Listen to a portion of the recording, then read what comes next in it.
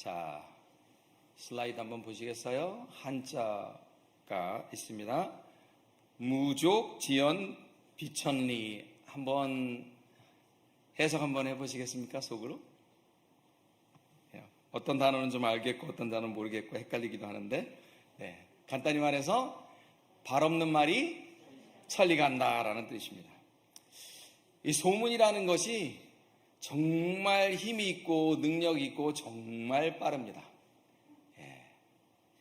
정보화 시대의 국가와 사회, 교회, 어떤 커뮤니티가 어떻게 소문이 나느냐에 따라서 흥하기도 하고 또 쇠하기도 합니다. 교회도 마찬가지라고 생각해요. 좋은 소문이 나는 교회, 자랑스러운 교회가 되어야 할 것입니다. 그래야 사람들이 저게 도대체 뭐가 있는 거야. 여러분, 남대문시장 같은 데 가면 바람잡이들이 있잖아요. 그죠? 물건 안 살 거면서도 옆에서 바람 잡는 사람들이 있어요. 아무도 없으면 안 오니까 괜히 옷을 하나 들쳐 들었다 뺐다 들었다 뺐다 하는 바람잡이들이 있습니다. 그 목적이 뭐예요? 좋은 소문을 내기 위해서 그런 거예요. 좋은 소문이 나야 저 교회에 무엇이 있지? 믿을 마음이 생기고 또 상처받은 주변에 있는 사람들이 나도 저기에 가면 치료받을 수 있을까 해서 그 교회를 찾아오게 된다는 거예요. 사도 바울은 이 데살로니가 교회에 편지하면서 그 교회가 모든 교회의 본이 되는 자랑스러운 모습들을 갖추었다라고 얘기하고 있어요. 그래서 저는 사실 이 말씀이 지난주 수요일 날 저희 생명의 삶에 해당되는 말씀이에요. 근데 준비하다가 안 되겠다, 이거 우리 온 교인들하고 함께 나눠야 되겠다라고 해서 바꿨어요. 우리가 어떻게 하면 자랑스러운 교회가 될 수 있을까?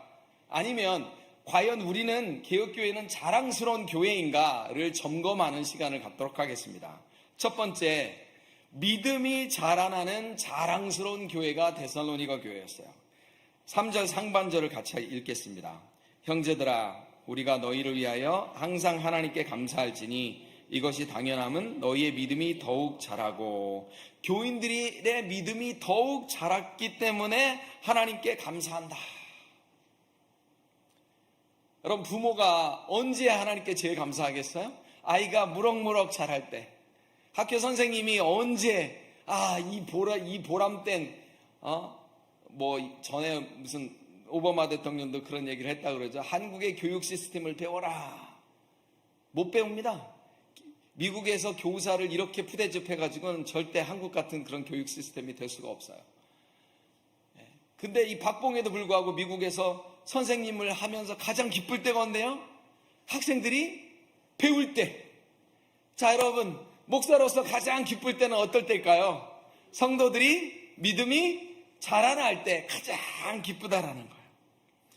우리의 믿음이 자라나야 돼요. 우리의 믿음은 씨앗과 같아서 심겨지게 되어지면 싹이 나고 또 그 싹이 자라서 나무가 되어지고 열매를 맺죠. 꽃을 피우고 열매를 맺는 것까지 가야 된다는 거예요. 이런 과정을 우리는 뭐라고 그러냐면 믿음의 성숙, 믿음의 성장이라고 이야기를 해요. 여러분, 갓난아기가 얼마나 예뻐요. 그렇죠? 근데 이 갓난아기가 눈에 넣어도 안 아픈데 계속 갓난아기야. 그러면 부모님이 그래도 좋아할까요? 아니면 걱정할까요? 당연히 걱정하겠죠. 아무리 귀여운 아이일지라도 어린이로 성장해야 되고 또 어른으로 성장해야 되는 것이 맞습니다. 우리 잠깐 사진 한번 보겠습니다. 우리 누구죠?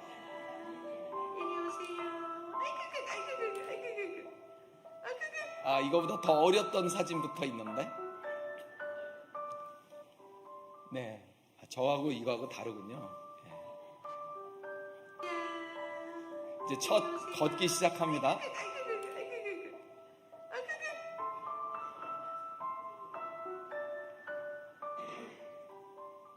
리디아 때문에 정말 많이 저희들이 웃었어요. 그죠? 그런데 이 아이가 안 자라. 아이고, 그러면 어떡하겠어요? 자라야 되잖아요. 예수님의 어릴 적 모습도 키도 자라고 지혜도 자라고 하나님과 사람 앞에서 자랑스러워져 가야 된다는 거예요. 교회를 오래 다닌 사람들의 공통적인 과제가 있어요. 한번 여기에 해당되는지 한번 생각해 보세요. 난 왜 이렇게 믿음이 안 자랄까?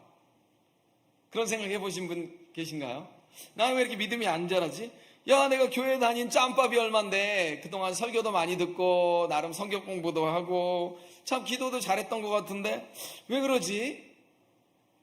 그럼 교회를 오래 다녔다고 해서 믿음이 성장하는 것이 아닙니다. 마치 미국에 오래 살았다고 해서 영어가 늘지 않는 것과 똑같습니다. 제가 차를 몰고 오면서 저희 사모에게 그런 얘기를 했어요. 이 영어가 안 늘어서 진짜 정말 영어가 안 늘어요.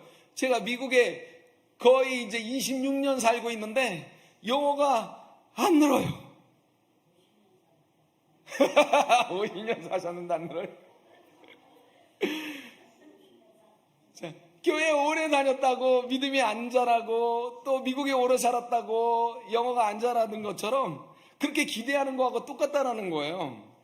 근데 우리가 믿음이 자라지 않는 이유가 무엇일까요? 한번 생각을 해봤어요. 하나님 외에 다른 것을 따르는 죄 때문이다 라는 생각을 내리게 됐습니다. 믿음이 자라기 위해서는 하나님 외에 그 어떤 것도 의존하면 안 된다라는 거예요. 사진 하나만 볼게요. 참, 여러분 이런 분재 하나 가지고 있으면 집 안에 동산을 하나 가지고 있는 것 같아요. 그렇죠? 야, 거기에 바위도 있죠, 나무도 있죠. 이야. 그러나 이 분재는 인위적으로 성장을 억제시킨 거예요. 철사로 꽁꽁 감고 성장하지 못하게 하고 가위로 잘라내고 해서 성장할 수 있는 나무를 성장할 수 없게 만든 것이다라는 거예요. 우리의 죄의 철사가 우리의 믿음을 저렇게 꽁꽁 묶어서 우리의 믿음의 성장을 못하도록 하는 것을 우리가 방치해서는 안 된다라는 거예요. 우리의 믿음은 그 어떤 상황에서도 무럭무럭 자라야 되는데 우리가 영적 분재를 우리 마음속에 키우고 있다는 거예요. 예수님께서는 믿음을 겨자씨로 비유하셨어요. 그렇죠? 이 겨자씨는 진짜 정말 조그매요. 한번 사진 보이시나요? 이게 손이 이만한, 이게 얼마나 작은 거예요. 그런데 심겨질 때는 아주 작지만 심겨진 후에는 공중에 새들이 깃들 수 있을 정도로 이만큼 자란답니다. 겨자나무, 사실은 나무가 아니에요. 풀넝쿨처럼 저렇게 크게 자란다고 해요. 왜냐하면 이 겨자씨에는 생명이 있기 때문에요. 생명이 있으면 성장을 합니다.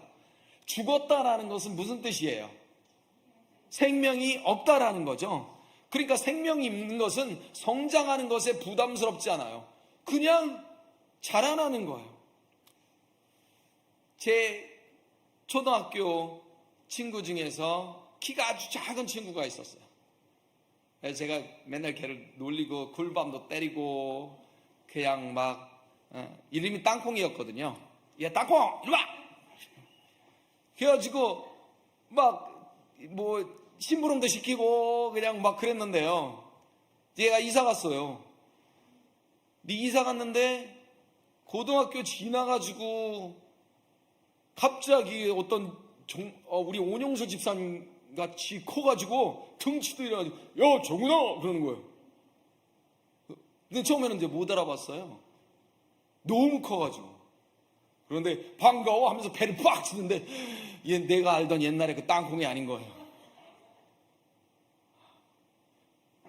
그렇게 조그만데 애가 꽉 컸어요. 생명이 있으면 성장을 한다라는 거예요. 씨가 싹이 나고 잎이 나고 줄기가 나고 큰 나무가 되는 것은 자연스러운 일이에요. 근데 여러분, 성장을 하지 않는 신앙생활은 진짜 피곤해요. 자기가 진짜 피곤해요. 여러분, 피곤해요. 그리고 주변 사람들을 피곤하게 합니다. 그러면 어떻게 해야 우리의 믿음이 자랄까요? 이 믿음이 자라려면 믿음과 행함과의 균형이 필요해요. 야고보서 2장 22절 같이 읽겠습니다. 내가 보거니와 믿음이 그의 행함과 함께 일하고 행함으로 믿음이 온전하게 되었느니라. 좀 어렵죠, 한국말이요. 예. 믿음과 행함 중에 어떤 것이 먼저냐? 대부분의 사람들은 내가 믿음이 있으면 그 다음에 행동이 따라와요 라고 이야기하는데 같이 간다라는 거예요. 무슨 말이냐면 내가 믿음이 더 잘하면 순종하겠습니다가 아니고 믿음은 행함과 같이 되어지고 믿음은 행함으로 온전하게 되어진다. 그러니까 믿음이 생겨서 행하는 것이 아니고 행동을 하다 보니 믿음이 생기더라라는 거예요. 믿음이 생겨서 순종하는 것이 아니고 순종을 하니까 믿음이 생기더라. 내가 믿음이 더 생기면 이제 순종해야지. 조금만 기다릴게요. 제가 조금 믿음 더 생기면요. 그런 날은 절대 안 옵니다. 왜냐하면 내가 행동할 때에 믿음이 생기기 때문이에요. 제 인생에서 몇 가지 아주 결정적인 사건들이, 큰 결정들이 있었어요. 그 중에 하나가 제가 담임 목사가 된 것입니다.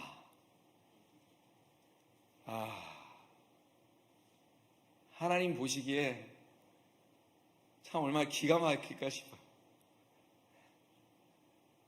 제가 저를 알고, 저희 사모가 저를 알고, 저희 아들이 저를 아는데 제가 교회를 담임할 만한 그런 영적인 사람이 아니에요. 내가 할 수 있을까? 그게 가능할까? 설교만 한다면 내가 할 수 있을 텐데 어떻게 하지? 그래서 제가 어떻게 했어요? 순종을 하니까 하나님께서 내가 못하는 영역에 있는 사람들을 붙여주시는 거예요. 여러분들 우리 사역자들 띄엄띄엄 보시지 마시기 바랍니다. 우리 사역자분들이 다른 곳에 가면 정말로 인기가 많으실 분들이에요. 진짜 여기저기서 콜링이 있는 아주 훌륭한 분들이세요. 재주도 많으시고요. 그런 분들이 저를 돕고 계시고요. 그리고 내가 믿음으로 순종하니까 내가 이 담임 목사로 행복할 수 있을까? 내가 못하는 일을 하면서 행복할 수 있을까? 제 철저히 원칙이 있어요. 나는 못하는 건 절대 하지 말자예요. 내가 못하는 거 하면서 이렇게 힘들 필요가 있을까? 그게 제 원칙인데 제가 담임 목사가 돼서 이렇게 행복할 줄 몰랐어요. 성도들과 함께 말씀을 나누고 교제를 하고 신방을 하고 하는 부분들이 제가 이렇게 행복할 줄 정말 몰랐어요. 너무너무 감사하고요. 제가 믿음으로 순종하니까 하나님께서 순종을 하니까 그 안에 믿음을 주시고 감당할 수 있는 능력도 허락하셨다는 거예요. 아멘. 여러분들 한번 속으로 생각해 보세요. 오창훈 저 인간이 담임 목사가 되면 내가 이 정도로 오창훈 목사한테 잘해야지 라고 생각하셨던 분 계세요? 안 계실 거라고요. 우리 당의 장로님들, 권사님들, 집사님들이 저에 대한 사랑과 협조와, 여러분 꼭 보세요. 저희 사모가 좀 많이 아팠어요. 이 꽃을 저희 사모가 한 것이 아니에요. 다른 사모가 했어요. 예쁘지 않습니까? 고맙고 또 고맙고 감사해요. 행동을 하니 믿음이 생기더라는 거예요. 그래서 가끔 그런 생각도 해요. 내가 좋은 목사의 자질이 있었나? 그런 착각도 하게 된다라는 거예요. 우리가 믿음이 없다라는 얘기를 야고보 사도는 죽은 것과 같다, 행함이 없으면 죽은 것과 같다라고 이야기했어요. 이와 같이 행함이 없는 믿음은 그 자체가 죽은 것이다. 여러분, 이 데살로니가 교회가 지금 믿음에 대해서 칭찬을 받고 있어요. 자랑스러운 교회다라고 하고 있어요. 그러면 바울 사도가 정말 그 안에서 피땀을 흘리고 엄청나게 많은 시간을 투자했을 것 같은데, 바울 사도가 이 데살로니가 교회를 개척하고 유대인의 폭동이 일어나서 바울 사도는 한 달 만에 이 교회로 철수해버려요.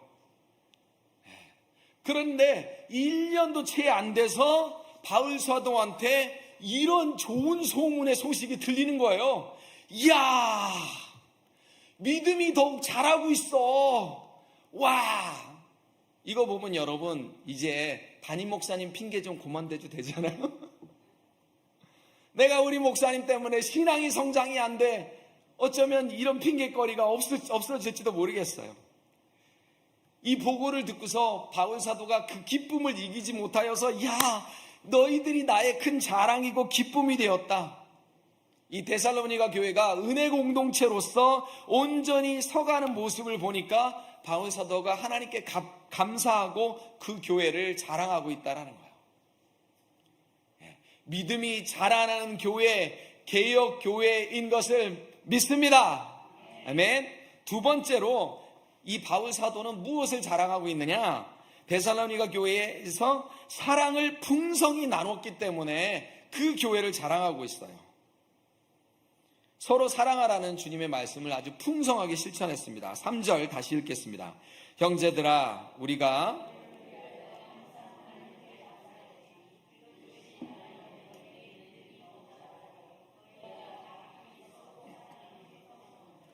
저희가 신앙생활을 하면서 귀에 딱지가 붙도록 들은 말씀이 뭐냐면 하나님의 계명을 지키라, 이웃을 사랑하라. 그렇죠. 믿음이라고 하는 것은 수직적인 하나님과의 관계이고요. 이웃과 형제자매를 사랑하는 것은 수평적인 우리의 믿음의 모습이다라는 거예요. 그 십자가가 이렇게 이루어진 것은 하나님을 향해서 또 이웃을 향해서 신앙의 표현을 한다라는 거예요.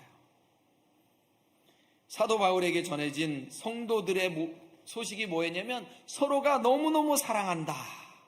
이 소식이 데살로니가전서 1장 3절에도 아주 잘 언급되어 있어요. 같이 한번 읽을게요. 너희 믿음의 역사와 사랑의 수고와 우리 주 예수 그리스도에 대한 소망의 인내를 우리 하나님 앞에서 끊임없이 기억하미니. 사랑의 수고라는 단어가 있어요. 수고라는 얘기는 뭐냐면 심플리 이야기하면 사랑하기 때문에 수고한다. 제가 2007년도에 홈스테이를 했던 적이 있었어요. 대학생들, 고등학생들, 중학생들을 모아다가 저희가 큰 집을 렌트해갖고 걔네들을 먹이고 재우고 했어요. 제가 그때 이제 박사과정을 바로 마쳤기 때문에 제가 좀 시간이 있어서 제가 이제 저희 사모가 쿡 해놓으면 제가 좀 어떻게 좀 우물조물 해가지고 밥을 먹였어요. 그런데 얘네들이 설거지하면 교수님 배고파요. 아니 설거지를 하고 있는데 배고파요 그러는 거예요. 야 아까 줄 때 많이 먹지. 그때는 배불렀거든요. 근데 저희 아들이 커보니까 알겠는 거예요. 이 녀석이 돌아서면 배고프대요. 근데 저희 아들이 아빠 배고파요 그러면 그래? 죄송하지만 제가 홈스테이를 해서 걔네들을 잘 보살핀다고 했지만 저희 아들만한 사랑이 있었어요 없었어요? 없었어요. 네가 1분만 일찍 일어났어도 내가 왕복 1시간 네 학교에 왔다 갔다 라이드 안 해줘도 되는데 이 녀석아 1분만 일찍 일어나지. 홈스테이 하는데 꼭 늦게 일어나는 녀석이 있었어요. 우리 아들이 늦게 가가지고 스쿨버스를 놓치면 어떻게 해요? 그래 피곤한데 좀 더 자야지. 여러분 사랑의 수고라는 건 뭐예요? 사랑하기 때문에 수고가 힘들지 않다라는 거예요. 교회에서, 직장에서, 가정에서, 사회에서 우리가 사랑의 수고를 다하는데 이 수고라는 단어의 원어를 찾아보니까 아픔 중에 애쓰는 것이라는 단어가 있더라고요. 수고라는 말은 결국 뭐예요? 노력한다라는 거예요. 감정적인 부분이 아니라 의지를 들인다라는 거예요. 헌신을 동반하고 우리의 마음도 시간도 물질도 우리의 몸도 사랑의 수고를 통해서 표현이 되어지는데 사랑의 수고는 계산하지 않는다라는 것입니다. 내가 계산하는 순간 그것은 사랑이 아니다라는 거예요. 혹시 계산해 본다고 할지라도 손해가 딱 주판을 튕겼는데 손해가 나온다고 할지라도 사랑의 수고는 받아들인다라는 거예요. 러시아의 문호 톨스토이가 그런 얘기했어요. 죽음의 고통보다 더 강한 것은 사랑의 감정이다. 수영을 못하는 아버지가 자식을 구하기 위해 뛰어드는 것은 사랑 때문이다. 여러분, 수영을 못하는 아버지가 그거를 나 수영 못하는데 어떡하지? 내가 지금 우리 아들한테 뛰어들어가지고 물살에 휘말리면 나는 어떻게 살아가지? 이런 얘기하고 뛰어드는 아버지가 있을까요? 없죠. 본능적으로 뛰어들게 되어 있다는 거예요. 왜냐하면 사랑은 나 이외의 사람의 행복을 위해서 일어나는 것이다. 성경이 뭐라고 이야기했죠? 사랑이 행복의 근원이다. 그럼 거꾸로 얘기하면 뭐예요? 나는 행복하지 않습니다라는 얘기는 나는 충분히 사랑하고 있지 않습니다라는 뜻과 같다라는 거예요. 우리가 나의 사랑과 도움과 또 돌봄과 섬김이 필요한 내 가족, 내 친척, 내 직장 동료 후배들, 내 교인들 사랑으로 대하지 못하면서 저 지구 반대편에 있는 아프리카에 있는 어린이들을 위해서 기도하고 있어요. 이게 말이 됩니까? 말이 안 되죠. 만약에 그렇게 기도한다면 나는 이 세상에서 가장 가증한 사람이고 가장 위선적인 사람이다라는 거예요. 사랑은 정말 구체적이어야 된다는 거예요. 예수님께서 헐벗고 굶주린 자를, 목마른 자를, 병든 자를, 옥에 갇힌 자를 돌보아주라. 그러면 그것이 나에게 한 것이다 라고 이야기하는데, 여러분 생각해 보세요. 교회만큼 별의 별 사람들이 많은 곳도 없어요. 그쵸? 골프 모임에 가보세요. 골프 못 친 사람은 당연히 도태되고 골프에 관심 없는 사람은 당연히 도태가 돼요. 그렇죠? 테니스 모임도 마찬가지예요. 근데 교회를 오게 되면 이런 사람, 저런 사람, 이런 병이 있는 사람, 저런 병이 있는 사람, 이렇게 성격이 모난 사람, 다 아픈 사람, 가난한 사람, 상처받은 사람이 다 모여있는 곳이 교회라는 거예요. 모두에게 다 사랑이 필요합니다. 사랑을 받을 수 없어도 될 만큼 부자는 없고요. 사랑을 줄 수 없을 만큼 가난한 사람도 없다라는 얘기가 있습니다. 슬라이드 한번 보여주시겠어요? 자, 위에 갈릴리 바다가 있고요. 그 다음에 요단강이 있고 밑에 있는 바다는 무슨 바다일까요? 예, 사해입니다. 이 사해는 사실은 바다가 아니에요. 염분이 높아서 바다라고 부를 뿐이지 이 세상에서 가장 수면이 낮게 있는 담수호라고 해요. 무려 해수면보다 430m나 밑에 있다라고 해요. 사방에서 물이 모여듭니다. 그런데 어디에도 물을 흘려보내지 않고 있기 때문에 썩어버리고 생물이 살지 못하는 소금 바다가 되었다라는 거예요. 이 사해의 염분의 농도가 바닷물의 무려 10배라고 합니다. 마찬가지로 우리가 사랑의 수고를 많이 받습니다. 그렇죠? 많이 받아요. 많이 받음에도 불구하고 사랑의 수고를 흘려보내지 않게 되어지면 사해 바다가 썩어지는 것처럼 바로 우리의 인생도 죽음의 바다가 되어진다는 거예요. 그러면 선택의 길이 놓여 있습니다. 내가 흘려보내는 갈릴리 바다와 같은 인생을 살 것이냐, 아니면 받기만 하는 사해 바다와 같은 인생을 살 것이냐 라는 퀘스천을 하나님께서 저에게 주셨어요. 우리도 사랑의 수고를 감당해야 합니다. 요한일서 4장 11절 12절 같이 읽습니다. 사랑하는 자들아, 하나님이 이같이 우리를 사랑하셨은즉 우리도 서로 사랑하는 것이 마땅하도다. 어느 때나 하나님이 본 사람이 없으되 만일 우리가 서로 사랑하면 하나님이 우리 안에 거하시고 그의 사랑이 우리 안에 온전히 이루느니라. 성도는 사랑을 말하는 사람이 아니라 사랑을 보여주는 사람이다라는 거예요. 왜냐하면 사랑은 하나님께 속했고 내가 하나님께 속했으면 그 사랑이 나의 것이다 라는 것입니다. 내가 하나님의 사랑을 표현하지 못하는 이유는 내가 하나님께 속하지 않았을 수도 있다라는 거예요.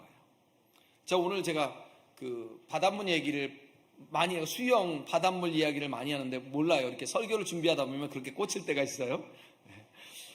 수영을 하라고 옷을 입고 물에 들어갔어요.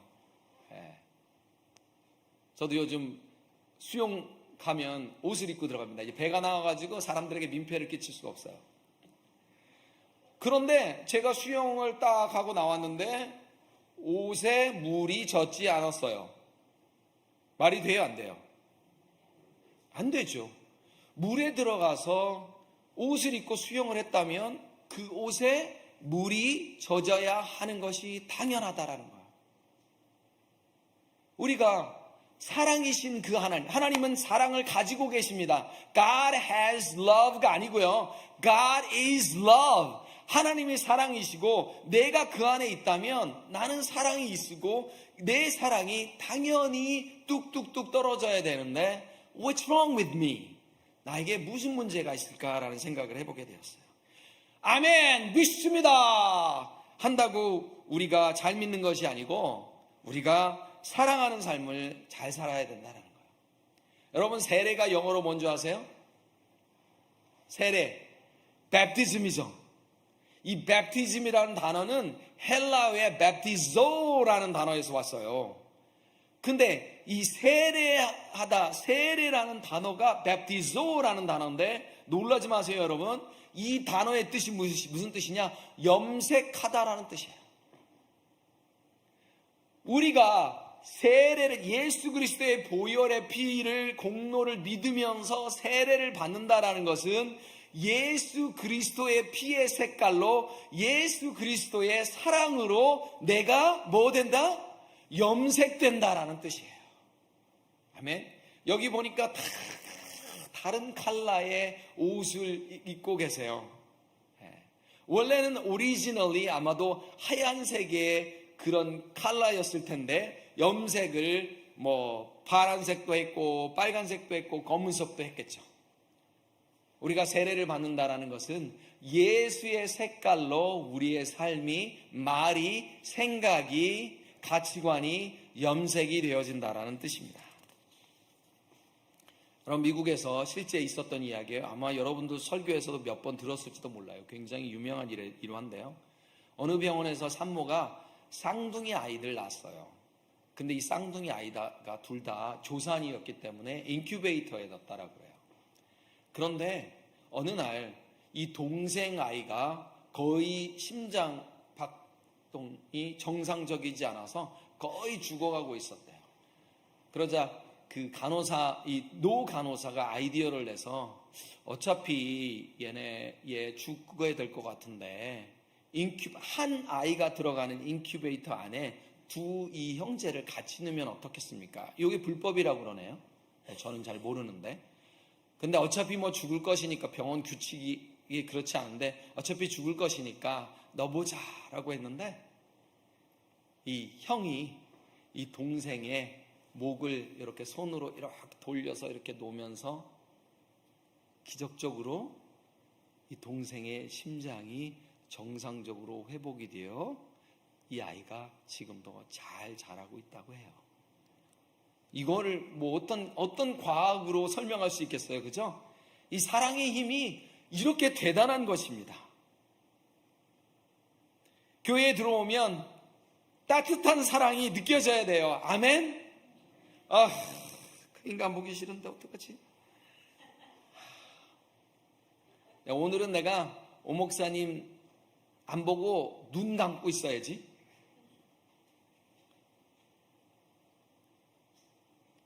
이 교회에서 말하는 사랑은 몇몇 사람들만의 사랑이 아니고 우리 모두가 다 그런 사랑을 갖춰야 된다는 거예요.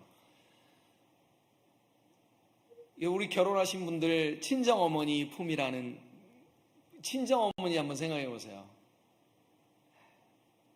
친정어머니 댁에 가서 죽도록 일하는 딸 봤어요? 가자마자 뭐예요? 일단 누워. 세계 공통어예요. 누워. 그러니까 밥 먹고 정신 차리면 뭐예요? 자기 속 얘기를 하겠죠. 자기 아픔과 상처를 이야기하겠죠. 우리 개혁교회 성도들이 이 친정어머니 같은 품이 되어줬으면 좋겠어요. 예배 끝났어? 교제 빨리 끝났어? 빨리 집에 가야지. 집에 꿀 발라놓은 것도 아닌데. 아픈 사랑들을 나누고 서로 중보 기도를 하면서 사랑을 느낄 수 있어야 돼요. 그래서 예배를 마치면 집으로 돌아가는 것이 아쉬운 교회. 한번 따라해 보세요. 집에 가기가 아쉽습니다. 진짜요? 우리 교회가 그런 교회가 되었으면 좋겠어요. 우리 그런 사람들 있잖아요. 가끔 만나서 식사하잖아요. 그러면 이 헤어지기가 참 아쉬운 사람들 있잖아요. 어떤 사람들은 빨리 밥 먹고 왜 이렇게 빨리 안 나오는 거야? 진짜 빨리빨리 시간 때문에 빨리빨리 가야 되는데, 이런 사람들도 있어요. 근데 어떤 사람은 그 밥 먹는 시간도 너무너무 가는 것이 아까워요. 그래서 제가 그런 얘기를 했죠. 결혼을 언제 해야 됩니까? 결혼 정년기는 없습니다. 결혼은 이 사람과 헤어지는 것이 너무너무 안타까울 때 그때 하는 거예요. 서둘러 하다 보니까 문제가 생기는 거예요. 우리 교회가 이제 사랑을 받으러 가야지가 아니고 사랑을 주고받으러 가야지 하는 교회가 되기를 축복합니다. 교회마다 문제 없는 교회가 있겠어요? 영국의 스펄전 목사님이 어떤 젊은이를 만났어요. 어떤 사람이 찾아왔는데, 목사님, 교회에 문제 없는 교회 하나 소개시켜 주세요. 내가 그 교회를 다니려고요. 그러니까 목사님 그런 얘기를 하셨대요. 그런 교회가 있으면 저도 한번 소개시켜 주십시오. 나도 그런 교회에서 한번 열심히 일해보고 싶습니다. 근데 그 교회를 찾거든 당신은 그 교회 가지 마십시오. 당신이 바로 그 교회에 문제를 일으킬 사람입니다. 그렇게 얘기했더라고요. 세상에 문제 없는 교회가 어디 있어요? 그렇죠? 여러분, 사람의 기준으로 봐도 문제가 이렇게 많은데 하나님의 기준으로 보면 문제가 얼마나 많겠어요. 그죠? 여러분들 보시기에 개혁교회가 완전한 교회입니까? 아닐 거예요. 그러나 우리는 사랑을 통해서 하나님의 마음에 합한 교회가 되고 있다라는 것을, 이미 된 것을 믿습니다. 아멘. 마지막으로 이 바울 사도가 데살로니가 교회를 통해서 보여주고자 했던 자랑스러운 교회는 뭐냐? 인내의 본을 보이는 자랑스러운 교회다라는 거예요. 박해 가운데서, 환난 가운데서 인내를 인하여 감사하고 자랑했다라는 거예요. 4절 한번 같이 읽을게요. 시작. 너희가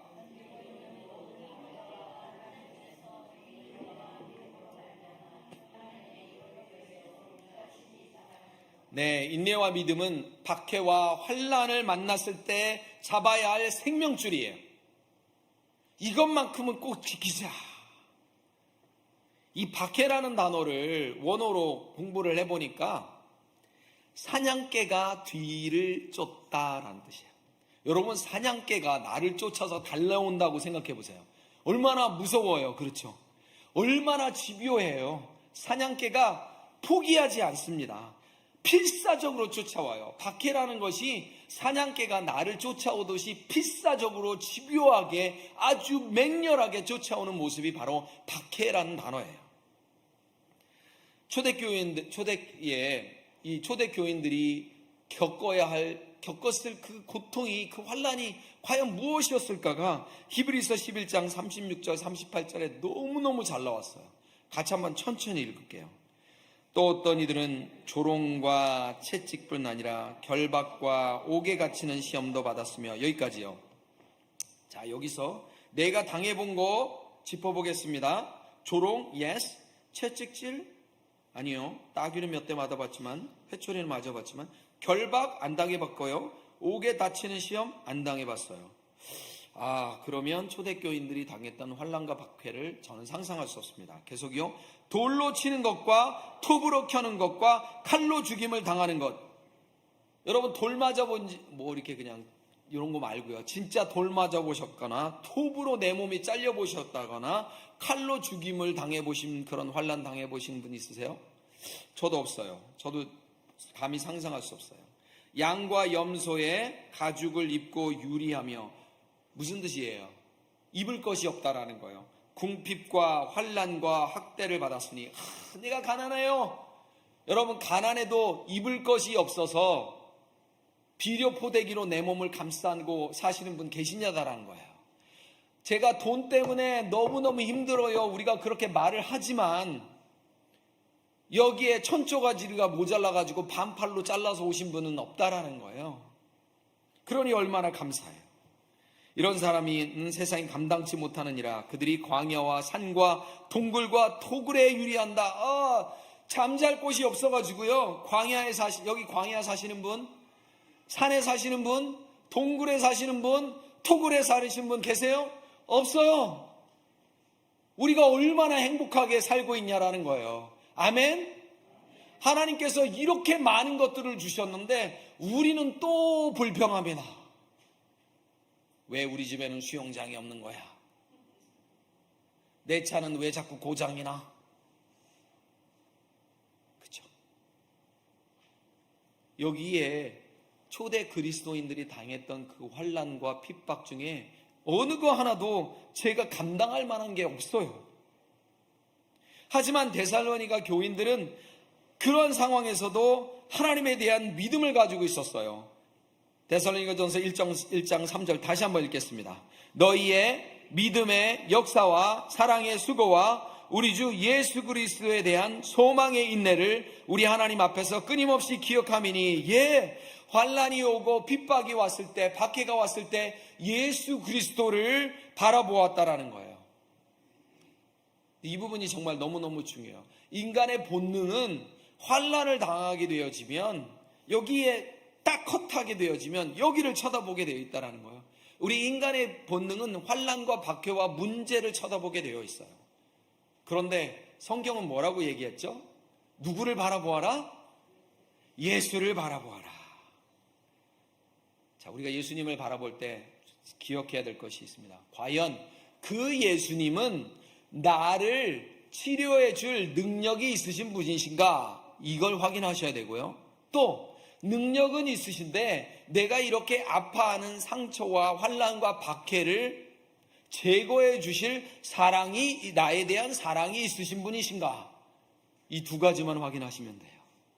첫 번째, 능력이 있으신가요? 예수님이? 아멘. 천지를 지으신 창조주 하나님이세요. 자, 그러면 내 아픔과 상처에 예수님께서 관심이 있으실까요? 아멘. 얼마만큼요? 당신의 목숨을 내어주실 만큼 있다라는 거예요. 자, 이제 바울 사도가 본격적으로 자랑합니다. 여러분은 내가 자랑하는 교인이요 하나님이 인정하는 사람입니다. 자, 여러분은 오창훈 목사가 자랑하는 교인이고 하나님께 인정받는 성도들입니다. 아멘? 아멘. 여러분, 우리가 이 환난 중에 이 믿음을 지킨다라는 게 쉽겠어요? 조선시대에 한번 생각해 보세요. 멀리도 갈 필요 없이 조선시대에 복음이 들어왔습니다. 그런데 유교 문화와 불교 문화에 젖어 있던 사람들이 제사를 딱 끊어버리고 복음으로 새로운 신앙생활을 한다는 것이 얼마나 어렵겠어요. 둘 중에 선택하는 거예요. 네가 이 가문을 택할래? 예수를 택할래? 그렇죠? 일전에도 제가 말씀드렸던 것 같은데, 제가 필리핀에 갔을 때 필리핀은 93% 정도가 천주교입니다. 캐톨릭. 그래서 개신교를 믿게 되면 박해가 있는데, 제가 이제 함께 교회 다니던 자매가 집에서 쫓겨났어요.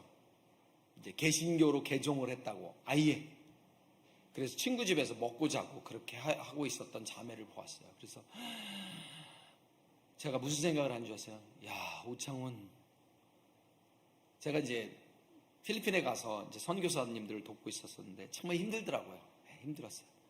근데 그 자매를 보는 순간 한 단어가 생각나는데요. 호강에 쫓아서 요강에 오줌 싸고 있네 라는 단어가 탁 생각이 났어요. 내가 예수 믿는다고 우리 집에서 쫓겨난 적은 없거든요. 우리가 이렇게 신앙생활을 할 수 있는 것은 우리의 믿음의 선조들의 순교의 피가 있었기 때문에, 그분들이 그 환난을 지키고 계셨기 때문에 우리가 지금 이렇게 신앙생활을 하고 있다는 거예요. 데살로니가 교회는 외적으로 성장하고 내적으로 성숙한 교회였다는 거예요. 그래서 박해와 환난을 극복하고 성장할 수 있었다는 거예요. 더 나아가서 모든 교회의 본이 되는 그런 교회가 되어졌습니다. 밖에까지는 아니어도 인내의 삶을 살고 계시는 이야기를 제가 어제 들었어요.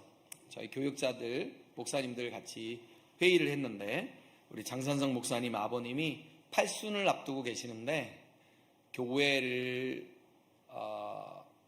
이제 새롭게 짓고 계시대요. 근데 계속 건설 현장에 매일같이 나가시는 거예요. 여러분, 대부분의 목사님들은 어떻게 하세요? 일단은 교회가 이제 건축해야 되는 상황이 되면 어떻게 하시죠? 은퇴하시죠? 은퇴. 요건 차기 목사님이 하고 나는 빠지고. 그런데 이야기를 들어보니 장산성 목사님의 아버님이 건강도 좋지도 않은데도 불구하고 이거는 내 몫이다. 내가 이 교회를 온전히 세워놓고 잘 지어놓고 담임 목사에게, 차기 목사에게 넘겨주는 것이 내 몫이다. 이런 팔순의 노고를 이끌고 그렇게 한다는 게 사실 쉽지 않아요. 인내라는 게 그렇게 쉽지가 않다라는 거예요. 우리가 환난이 오거나 또 우리 안에 여러 가지 문제들이 있을 때에도 우리의 믿음을 지켜나가는 것이 쉬운 일은 아닌데 지금 데살로니가 교회가 그렇게 해서 본을 보이고 있다는 거예요. 말씀의 결론을 맺습니다. 오늘 설교 제목이 뭐였죠? 자랑스러운 교회. 여러분, 사람마다 가치관이 달라요. 그래서 자랑하는 것이 다릅니다. 자, 어떤 사람이 어떤 가치관을 가지고 살아가는 일을 보면 그분의 말을 보면 알아요. 그분이 무엇을 자랑하는가. 돈을 자랑해요. 자동차를 자랑해요. 집을 자랑해요. 새로 산 가구를 자랑해요. 새로 산 비싼 골프 세트를 자랑해요. 성공을 자랑해요. 지식을 자랑해요. 요즘 인터넷을 보면 몸짱들 자기 이런 것들 막 찍어가지고 막 올리고 그 사람의 가치관은 바로 그것이다라는 거예요. 근데 자랑할 것이 없는 사람들은 어떻게 해요? 있지도 않은 것을 내가 말이야 왕년에 옛날에 검증이 안 되니까 막 얘기하는 거예요. 여러분, 자랑이 무엇이냐면 우리의 인생의 방향이고 목적이다라는 거예요. 이것이 바로 세상 사람들이 살아가는 가치관이고 목적이고 방향이에요. 그러면 설교를 준비하며 하나님께서 제 마음속에 그러면 창훈아 너는 무엇을 자랑하고 있느냐? 우리의 자랑은 세상의 자랑, 육신의 자랑이 아닌 오직 예수 그리스도인 것을 믿으시기 바랍니다. 우리가 예수 믿기 전에 자랑했던 것들 이제는 아무런 의미가 없는 헛것이 되어져야 된다는 거예요. 그러면 마지막 퀘스천을 제가 저와 여러분에게 드립니다. 개혁교회가 그러면 자랑하는 것은 무엇입니까? 성도의 수, 교회의 크기, 교회의 재정 이런 것을 자랑하는 것이 아니라 성도의 믿음, 성도의 사랑, 성도의 인내를 자랑하는 개혁교회가 되기를 축복합니다. 그래서 저 한인개혁 장로교회 담임목사 오창훈은 여러분들이 자랑스럽습니다. 기도하겠습니다. 하나님 아버지 감사합니다. 우리의 가치관을 송두리째 바꿔주시고 우리가 자랑해야 될 것들이 무엇인지를 다시 한번 깨닫게 하여 주시니 감사합니다. 이제 우리의 언어가 달라지게 하여 주시옵소서. 하나님, 환난 가운데 우리의 믿음을 자랑하게 하시고 사랑을 자랑하게 하여 주시옵고 본이 되는 우리 교회, 우리 사랑하는 인내를 자랑하는 성도들이 될 수 있도록 축복하여 주시옵소서. 예수님의 이름으로 기도합니다. 아멘.